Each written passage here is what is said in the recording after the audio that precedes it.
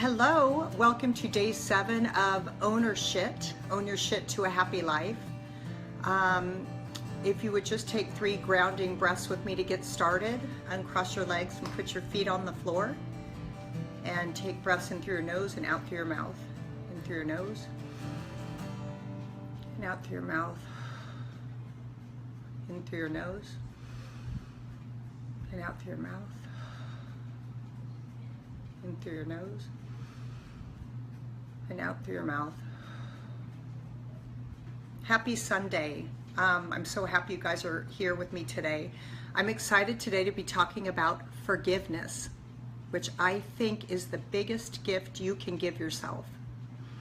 I'm going to talk about 2 kinds of forgiveness today. The first one, I wrote a little something I'm going to read. Forgiveness is not about saying what the person did was okay.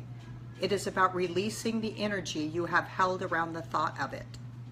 When you hold onto hate, judgment, hurt, victim role, etc., you are reliving the incident as if it were happening right now. It's not. It's over. It's only a memory. Have a new relationship with that memory. So I know that things have happened to each and every one of us we felt violated or hurt or neglected or endured pain through. But that instant, that moment in time it's over. But how we hold the thought around it and the pain wrapped around the thought, we are reliving it every day for the rest of our lives until we decide to have a new relationship with that memory. And I'm going to use the example of my mother. So I think you've heard me tell before that when I was younger, my mother was locked in her bedroom with the door locked, and she was there, but I didn't have access to her. And so I thought I was unworthy because I wasn't even good enough for my own mother to get out of bed for. Come to find out, my mother was mentally ill, and she was doing the best that she could where she was at the time in her bed. That was all she could do. So as I grew older, I lived my life angry at her because she didn't parent me right, and that she neglected me, and she didn't hold me when I was hurting, and she wasn't at my sporting events, and she, like all of these things, these voids. I also, with that story of unworthiness, ran really hard and partied hard and made out hard. I just was a wild, wild ass. And I blamed it on my mom because she didn't take care of me. Now I have to run wild. And as I have aged, as I have evolved, as I have done work and healing work with myself, I've had a whole neat cycle with my perspective of my mother.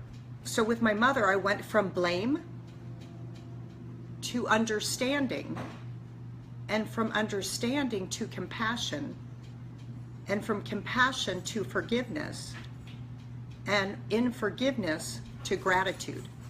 Because I realized that my mother neglected me so perfectly that she set me up to be on the path that I'm on, which is to figure out who I am and to share with people what I'm learning. Because she did her job with me so perfectly, she got me exactly where I am today. So it's so interesting to go from, I'm outside, it's like 100 degrees and a helicopter's going by. Not sure why I chose outside today, but I did. So I went from blaming, which feels heavy, to understanding, kind of getting in her shoes, thinking, wow, that must have been hard for her to have all those kids and be mentally ill and nobody's taking care of her. So to see that perspective, to have understanding, then I could move into compassion. And while all of these different layers were coming, my body was softening. My body was healthier. I felt better. The stress was leaving and the anger was leaving, and I had more room to love, actually.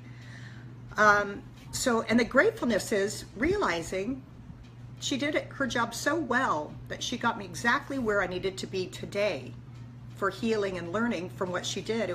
So now I'm grateful. So to shift from judging and anger to gratitude through the process of forgiveness has been life-changing for me. And then the other forgiveness I wanted to share is compassionate self-forgiveness. So are you guys aware that we are our own worst enemies, that nobody will be harder on us than we are on ourselves? That nobody will judge us harder or say meaner things than we do to ourselves in our spinning brain with our old stories of unworthiness or we don't matter, whatever our stories are. So the biggest gift you can give yourself, besides freeing the anger or the energy around a memory, is practicing compassionate self-forgiveness. So every day we're human and we do things that are kind of off kilter, like we say something shitty, or we fight with someone, or we drink too much, or we embarrass ourselves, or we, like, whatever the things are. Then we wake up and we relive it over and over. Oh, I'm so bad, I'm so stupid, I can't believe I this and this and this and nobody does that, right? That. So I want to try and move away from the spinning brain that's just beating us up to taking care of that place that is feeling insecure inside. So I like to just close my eyes, put my hand over my heart, and I say, I forgive myself for judging myself as a mean person. I forgive myself for judging myself as a wild ass partier. I forgive myself for judging myself as, you know, whatever you're going through. And then I follow it up with, and the truth is, I'm a divine being having a human experience. The truth is, I'm doing the best that I can right now. The truth is, I do have a kind heart. The truth is, I do mean well.